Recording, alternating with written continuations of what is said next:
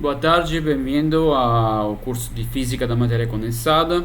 Meu nome é Roberto Giacomin, sou professor lá do campus Duque de Caxias. Aqui vocês encontram meu e-mail, meus e-mails, né? Qualquer dúvida, qualquer problema relativo ao curso, podem me contatar. Faço parte também da pós-graduação em nanobiosistemas.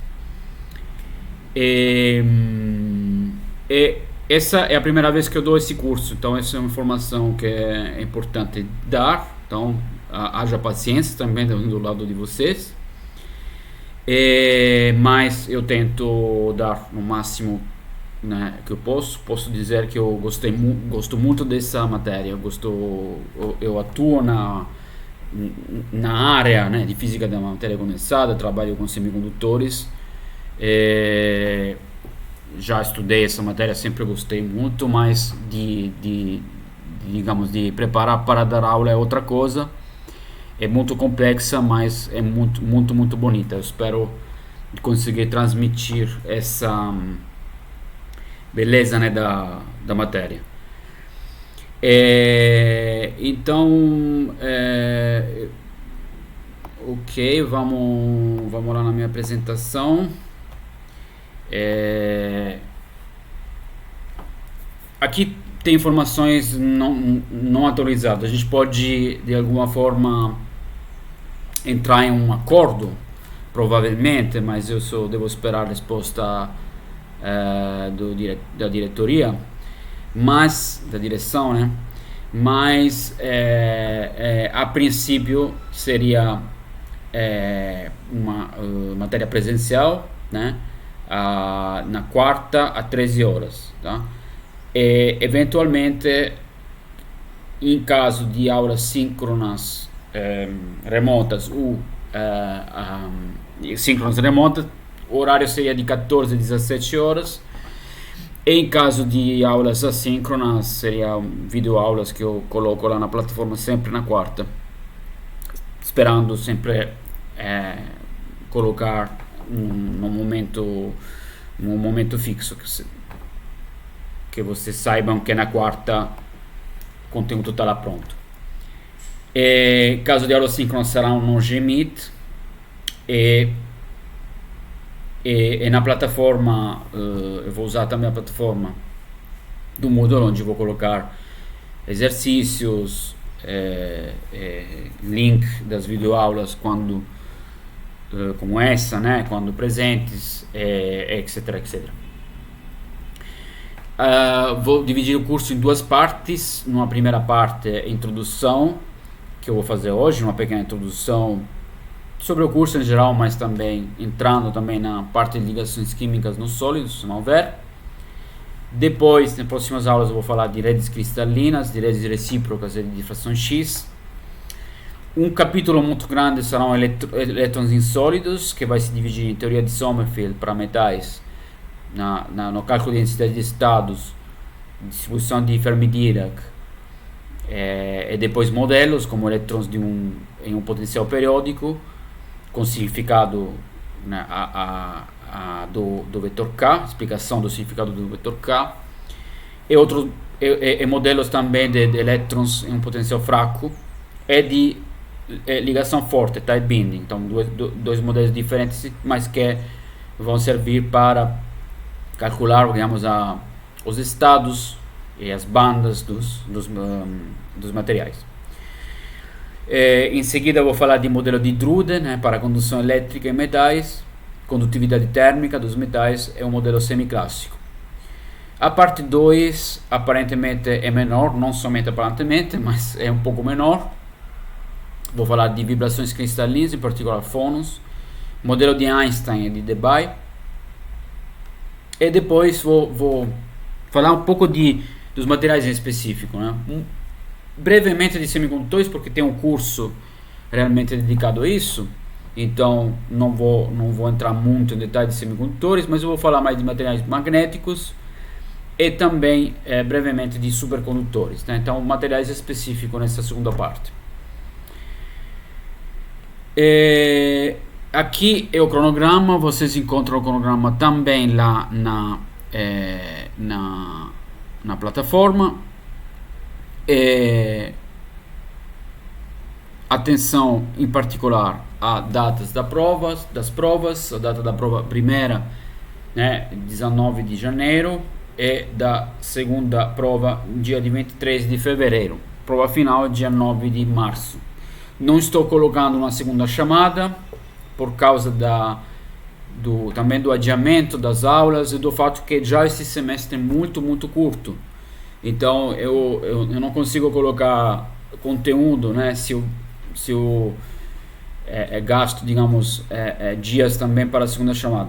Mas a gente pode entrar também em acordo caso tenha algum problema, mudar a data da primeira prova, mudar a data da segunda prova. Então vamos tentar ser razoáveis sobre essas coisas, ok? Mas a segunda chamada eu não vou ter tempo de colocar aqui, tá? Caso precise da segunda chamada também, vamos encontrar um momento em que podemos colocar. Critérios da aprovação são os mesmos que eu uso sempre, né? Uma primeira prova de exercícios, segunda prova também de exercícios, e a nota final vai ser a média. Maior de 5 aprovado, menor de 5 seria iria para a prova final. Na bibliografia, vocês podem encontrar também a bibliografia lá na plataforma.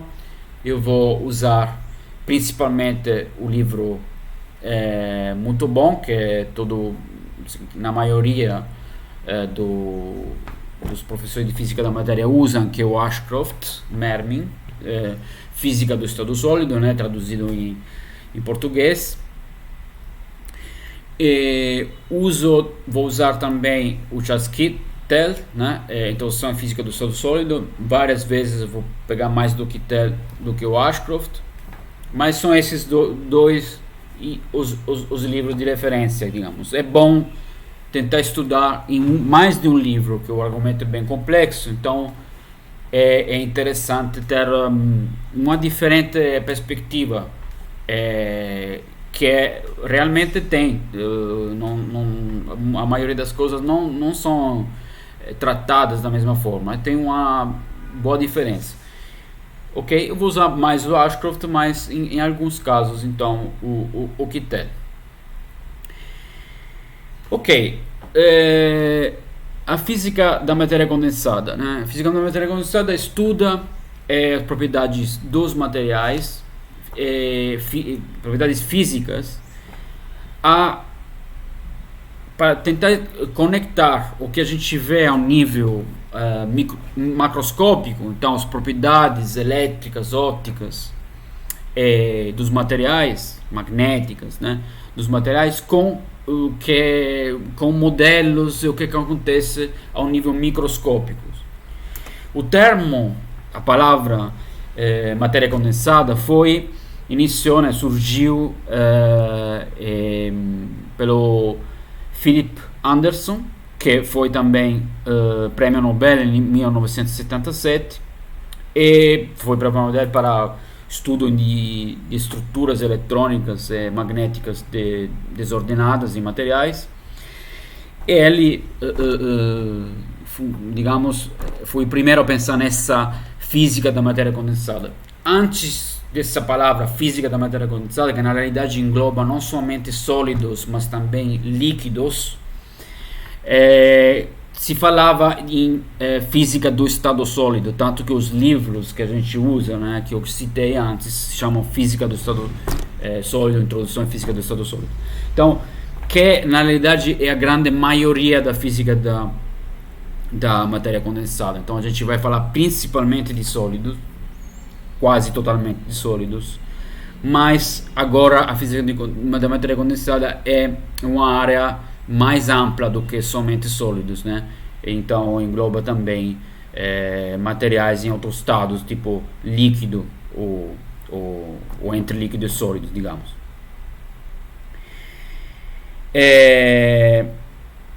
Inicialmente essa física do estado sólido, então, que começou em 1900, era, e até antes do 1900, como estão vendo aqui, era mais dedicada no estudo dos cristais. em particular de algumas simetrias geométricas que eram possíveis observar. E um grande impulso na física da matéria condensada foi a descoberta dos raios-x e a possibilidade de estudar as estruturas cristalinas através dos raios-x, da difração X. Antes do 1900, sem conhecer, digamos, a estrutura interna dos materiais, mas existiam já estudos sobre cristais, e aqui a gente vai ver o trabalho, por exemplo, sobre a calcita do Christian Huygens, na sua Tratado da Luz, lá em 1690, em que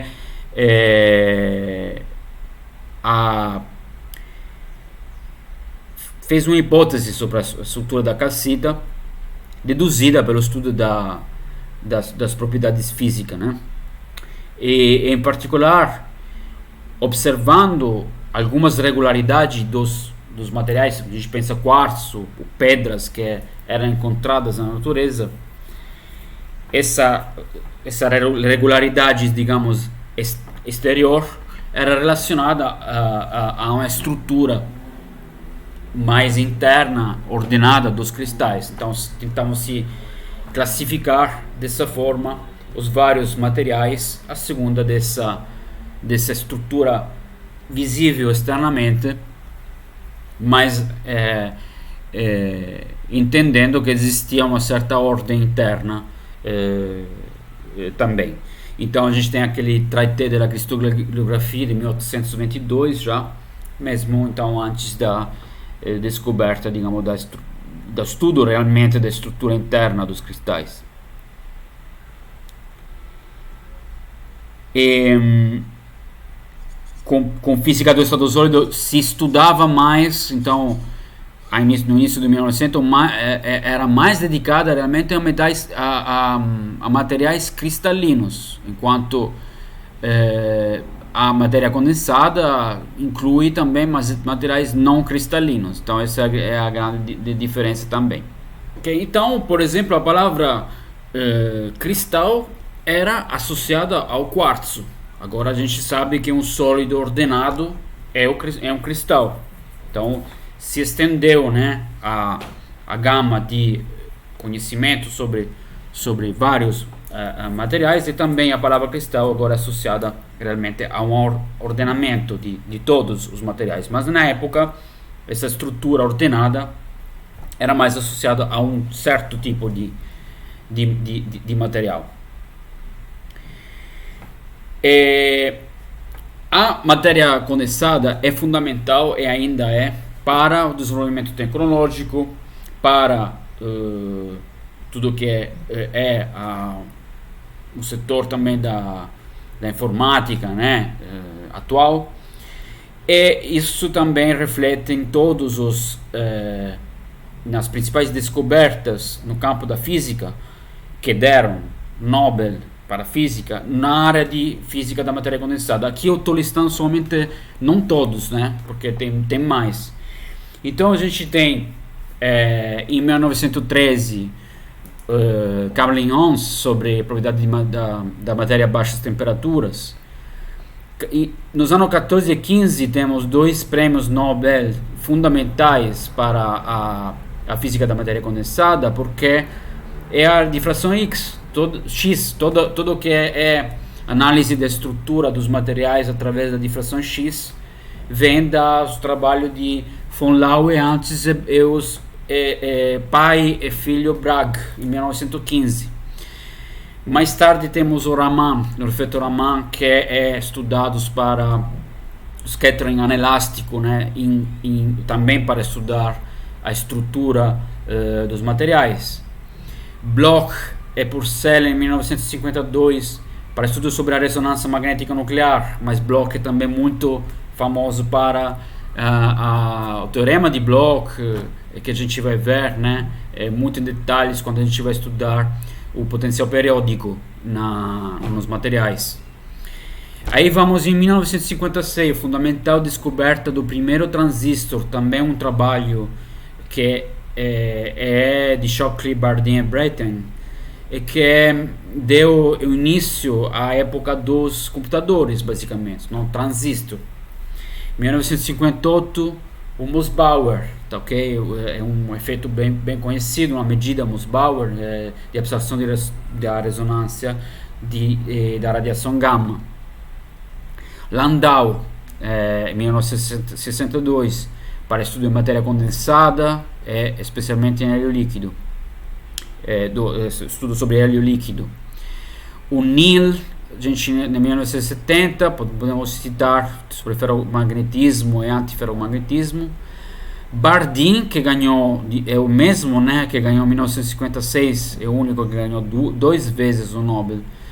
Cooper e Schiffer, para a teoria chamada BCS sobre os supercondutores, que explica a supercondutividade.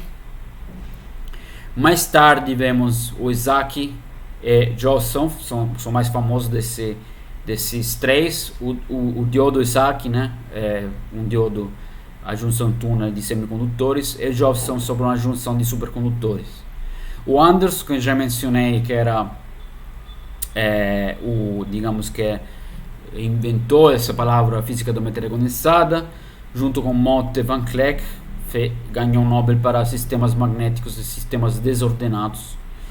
Von Klingsing explicou o efeito Hall quântico, né? Descobriu o efeito Hall quântico, que as imagens, né? Uma quantização, digamos, da resistividade em função do campo magnético. O Müller e Bernout são aqui nessa imagem, nessa foto. Eles descobriram supercondutores de alta temperatura. Supercondutores de alta temperatura quer dizer temperaturas já nitrogênio líquido, ou até um pouco maior do nitrogênio líquido. Ainda não tem a possibilidade de ter supercondutores a temperatura ambiente, mas muito melhor a nitrogênio líquido do que como os primeiros supercondutores, que são metais, por exemplo, normais, mas que funcionam como supercondutores a uma temperatura muito menor, né, do hélio líquido. Então já permitiram aplicações bem mais interessantes, né? Só que tem uma particularidade, que esses supercondutores foram descobertos, mas ainda não é clara, não é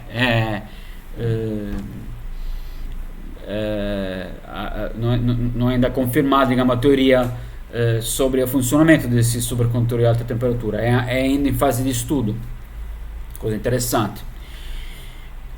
Temos todas as descobertas, já mencionei o Bardeen, Shockley, Brittain, descoberta sobre o transistor. Aqui eu menciono porque é um dos mais importantes, né? O transistor que aqui mostro, transistor que era de germânio, uma junção de germânio com metal. O primeiro protótipo era feito tipo com uma espécie de clipa aqui, bem artesanal, mas que deu início a uma era importantíssima, né? Inicialmente se pensava que pudesse ser usado somente, digamos, para substituir as válvulas de vácuo, né? Que eram normalmente feitas em vidros, com um ánodo cátodo em vidro, dentro do vidro, em vácuo, e que pudesse ser muito mais prático, mas também para ser usado em rádio. Normalmente essas válvulas de vácuo eram usadas nas rádios como amplificadores. Então surgiu essa possibilidade de ter rádios de transistor. Primeiras rádios chamavam rádios de transistores, mas depois, em particular nos anos 1958, Kilby desenvolveu um primeiro microchip.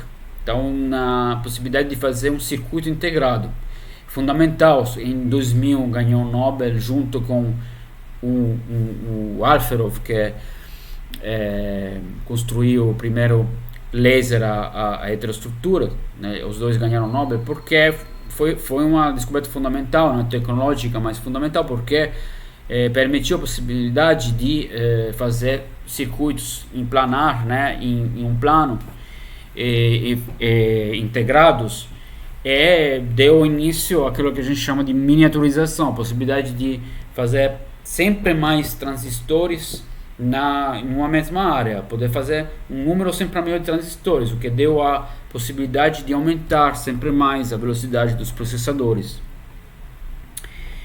E outro sempre na área de semicondutores, né, um Nobel dos últimos anos, em 2014, dos japoneses aqui, que inventaram o primeiro LED azul, o que permitiu a possibilidade de desenvolver lâmpadas a LED branca, lâmpadas brancas de LED, que revolucionaram também a iluminação, permitindo uma iluminação muito mais viável, com menos gasto de energia elétrica, porque o LED você pode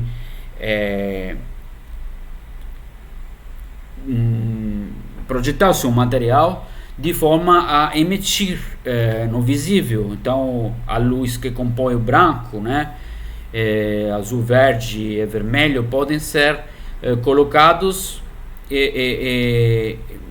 materiais que emitem realmente naquela faixa sem desperdiçar energia, né? A diferença da lâmpada normalmente de incandescente, a incandescência, que desperde muita energia porque emite muito na região do infravermelho.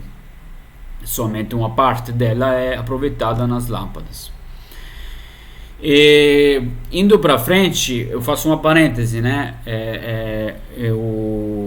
A maioria dos prêmios Nobel na física são em matérias em física da matéria condensada.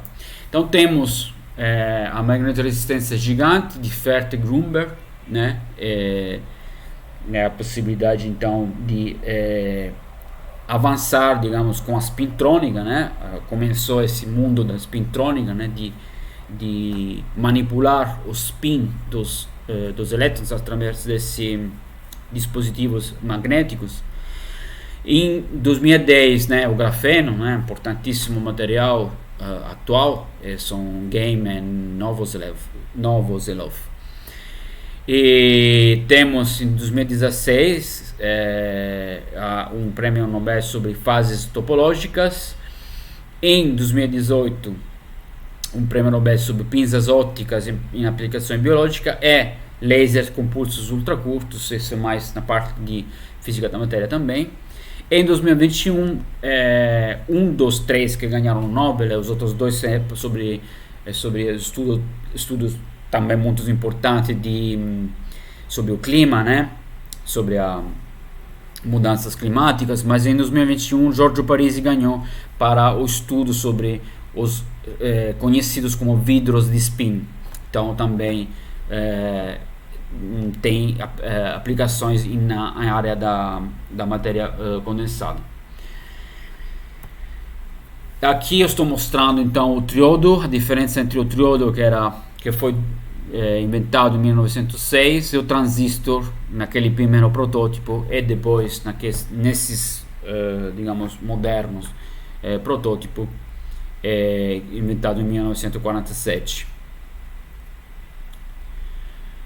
Tudo isso deu uma revolução realmente, né, no campo dos computadores, né? Se a gente pensa que o primeiro computador de transistor, né, foi em 1953, era de 1 MHz, né, de rapidez, se chamava TRIDIC, Transistor Digital Computer, e pensamos ao que a gente tem hoje, né, que tem computadores em pequenos dispositivos, né, em celulares. Então é muito mais rápido do que era esse TRIDIC na época. Então uma revolução tecnológica que é conhecida já com a lei de Moore, né, do aumento da densidade de transistor em uma chip a paridade de custo a cada 2 anos, né?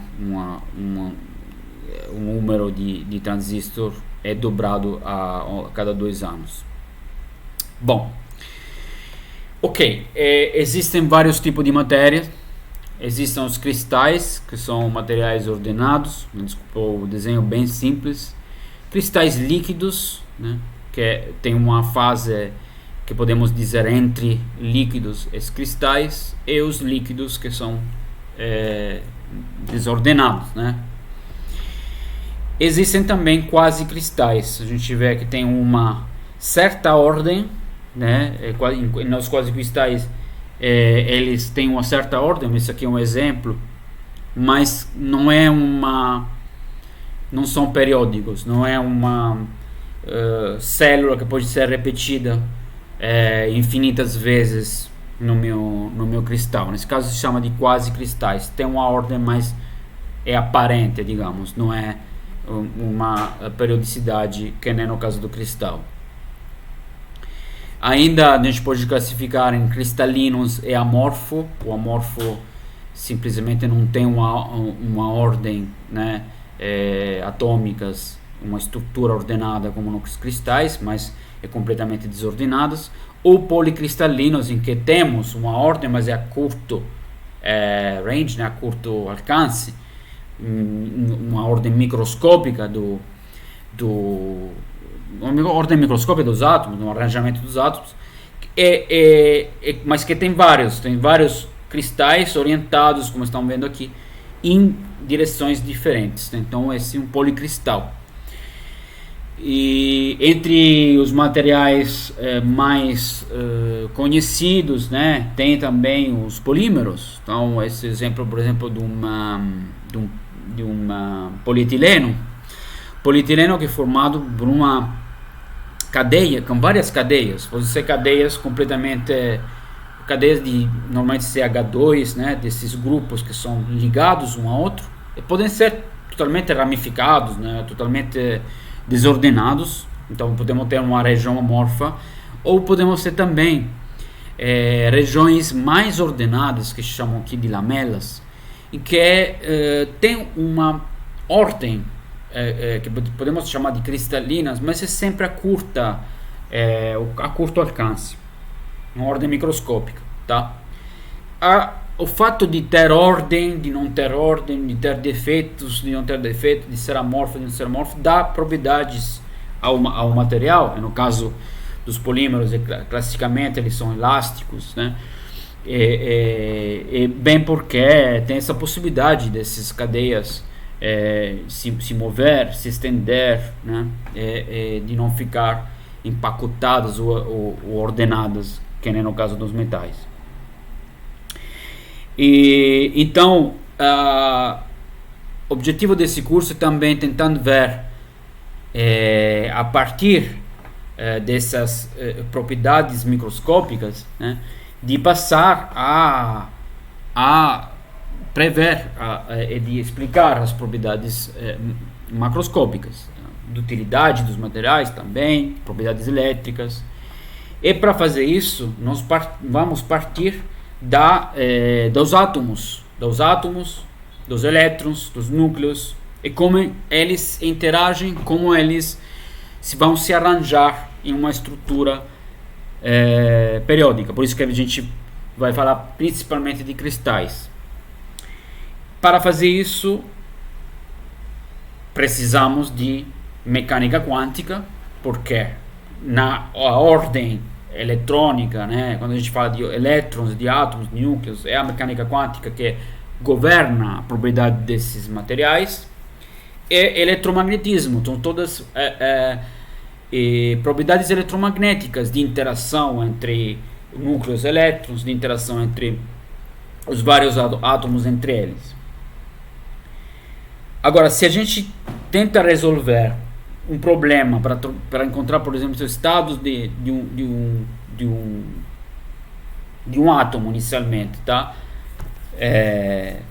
Agora, a um elétron já é difícil, no? O estado do hidrogênio são cálculos de mecânica quântica bastante complexos.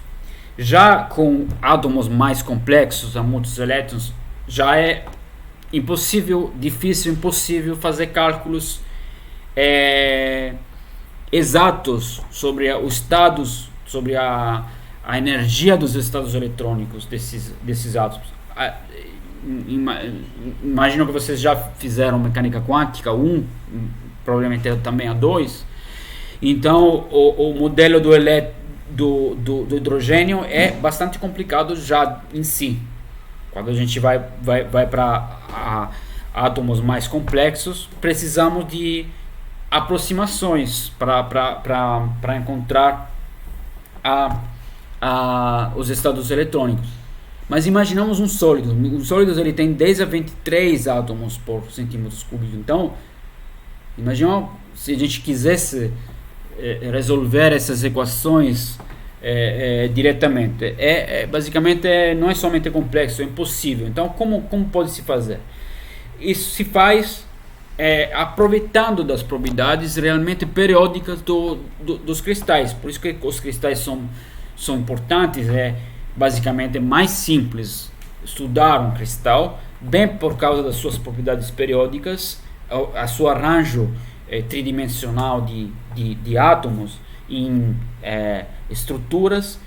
Então por isso é que a gente, graças a essas particularidades dessa ordem, podemos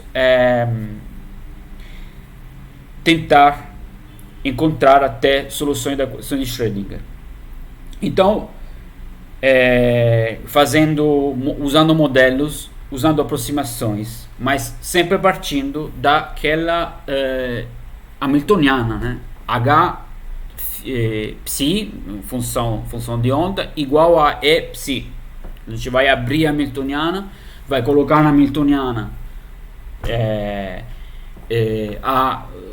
o potencial do nosso sistema, então de interação entre núcleo e elétrons, né, principalmente, e energia cinética, tá? E vamos tentar encontrar a energia dos estados, a função de onda dos estados, etc., sempre passando por métodos de aproximação e modelos. É isso o conteúdo principal desse curso.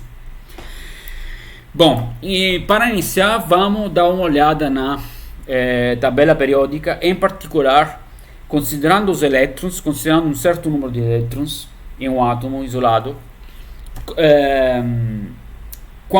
como esses elétrons vão começar a ocupar as camadas, os orbitais, as camadas, né, que a gente tem. Então, para fazer isso, devemos considerar que existem 4 números quânticos. O número quântico principal, que é aqui o n, que é um número inteiro positivo, 1, 2, 3, excluindo o 0. O número quântico ligado ao momento angular, né? O momento angular, que é chamado L, que vai de 0 a n-1. Então, por exemplo, para o n1 a gente vai ter somente L igual a 0, ok? E etc, etc. Para 2 a gente vai ter 0 e 1, etc, etc. O momento quântico chamado magnético, ou também componente do momento angular, componente Z do momento angular, e aqui ele chama ml. Eu vou usar também Lz. Ele vai de menos L a L. E o número quântico de spin, então associado a um componente também Z do spin, que é igual a mais 1/2 igual a menos 1/2. Então, através desses números quânticos, lembrando que, por exemplo, o número quântico L é ligado ao tipo de orbital, então 0 é S, 1 é P, é D, é F, etc, etc, né? Em seguida, podemos estabelecer quais orbitais serão cheios, tendo um certo número de elétrons, quais vão estar vazios. Para fazer isso, tem regras para preenchimentos. Posso sintetizar, resumir as regras através desse esquema simples. Então, com essa cascada de orbitais, um S, 2S, 2P, 3S, 3P, 3D, etc, etc, e acompanhando essa seta aqui. Então, um S antes, depois o 2S, depois os 2P, depois o 3S, depois vai ser preenchido o 3P, etc, etc, etc, etc. Então, esse é um esqueminha que é interessante usar para lembrar quais são os orbitais, de uma forma um pouco rápida, né? Quais vão ser os orbitais, os primeiros orbitais a ser preenchidos e quais depois. Mas isso é através desse diagrama, mas isso responde a regras, né? Regras que a gente pode colocar aqui. A primeira é a regra de exclusão de Pauli. Então, cada estado só pode ser ocupado por no máximo um elétron quando eu tenho um estado ou uma mesma energia, um estado com a mesma energia. Posso ter dois elétrons, mas eles devem ter um diferente estado quântico de spin. Então, mais um meio, menos um meio. Essa é a primeira regra. A segunda é a regra da mínima energia. Os estados ocupados são sempre os de menor energia possível. Ok?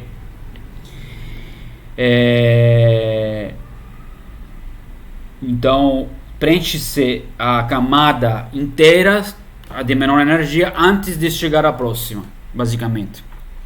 Essas são chamadas, também conhecidas como as regras de preenchimento de Madelung. E temos a lei de Hund aqui, que fala que deve-se maximizar o spin desde que os princípios anteriores não sejam violados. Isso significa que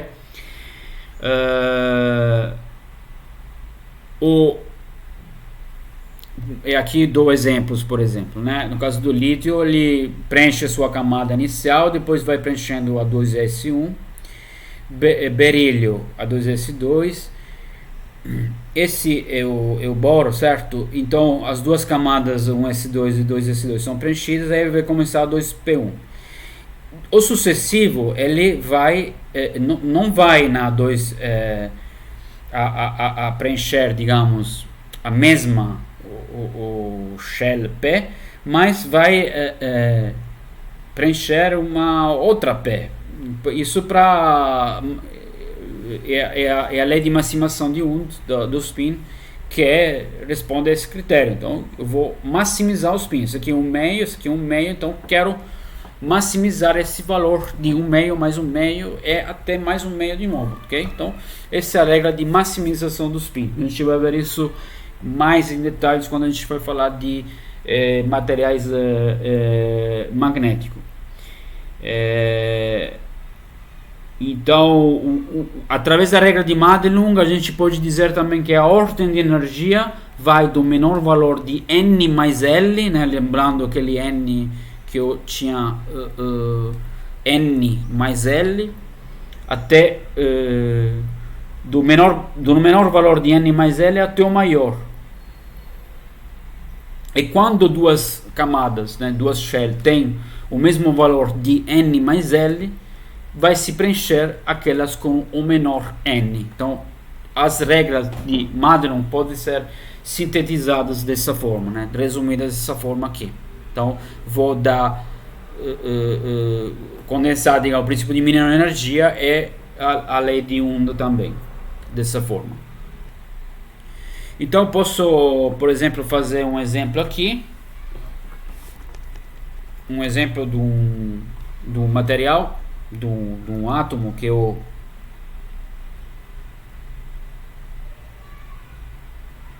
praseodymium, né? Vou pegar um material bem grande, com um número atômico que é igual a 59. E nesse caso, como ele vai ser preenchido? Bom, vai ser bem complicado. 1s2, 2s2, 2 P6, 3s2, 3p6, 4s2, 3d10, d10, 4p6,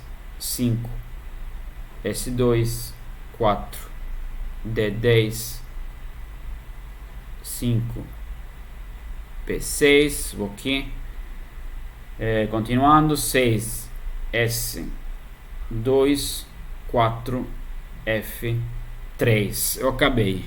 Ok, então podemos verificar que isso aqui responde àquele diagrama de preenchimento que eu mostrei. Muito mais simplesmente costumo usar o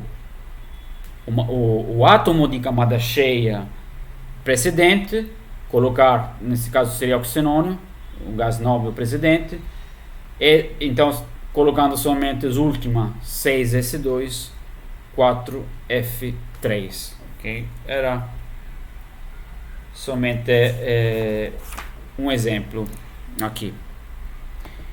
Bom, voltando para a nossa tabela periódica, eu queria enfatizar que temos alguns trends na tabela periódica. Tudo isso vocês já viram provavelmente em curso, como física atômica, né, molecular, a química também. Mas assim, o trend é o seguinte: da esquerda para a direita, o raio atômico diminui e a energia de ionização aumenta, né? A energia de ionização é a energia que serve para arrancar o elétron. Então, claramente, no caso dos metais alcalinos, né? Sódio, lítio, a gente tem somente um elétron na última camada, então ele é muito menos atraído pelo núcleo, e a sua energia de ionização é muito baixa. E vai aumentando essa energia de ionização quanto mais a gente se aproxima aquele gás móveis onde tem todas as camadas preenchidas e onde basicamente a gente tem uma energia de ionização então muito maior, que é muito mais difícil arrancar o elétron. A afinidade eletrônica também vai aumentando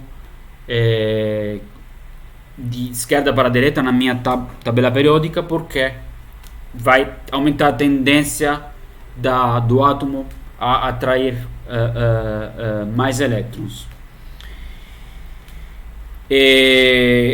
Posso aqui fazer uma pequeno esqueminha em que somente para explicar essa situação, por exemplo, do sódio, em que a gente tem 11 elétrons, em que temos essa configuração aqui, 1s2, 2s2, 2p6, 3s1. Então, o que é importante é que temos esse elétron aqui. Esse elétron pertence ele tem um número quântico N3, então pertence, digamos, a um orbital muito mais externo do que os outros.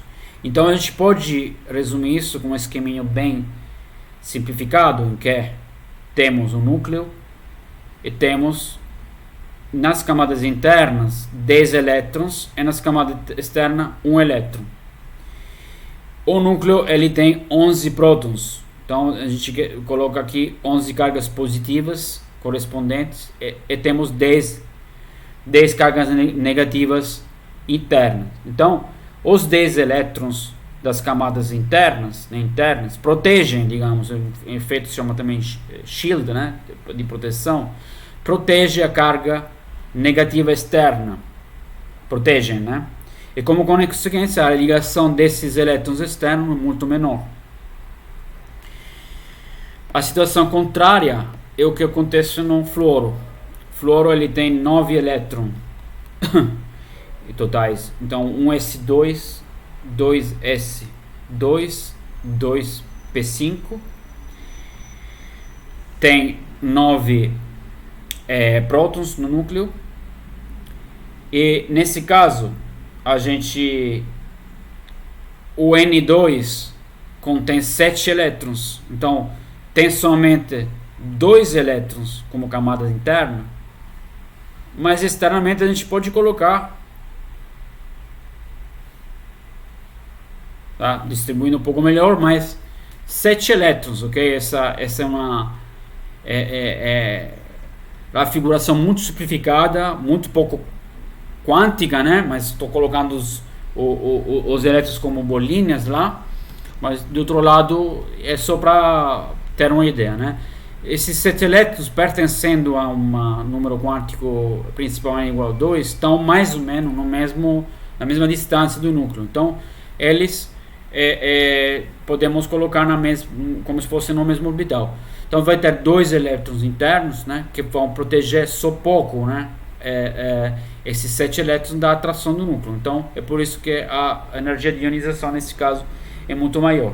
Na realidade, aqui a gente vai ter um efeito de screening também entre os 7 elétrons. Então não é tão simples assim, mas a gente vai ter uma certa influência dos elétrons com outro elétron, mas o discurso aqui vai se fazer mais complicado. Do ponto de vista simplificado, a gente pode falar que a energia de ionização, nesse caso, é muito menor, porque os 7 elétrons são muito menos protegidos pelos elétrons internos do que no caso precedente.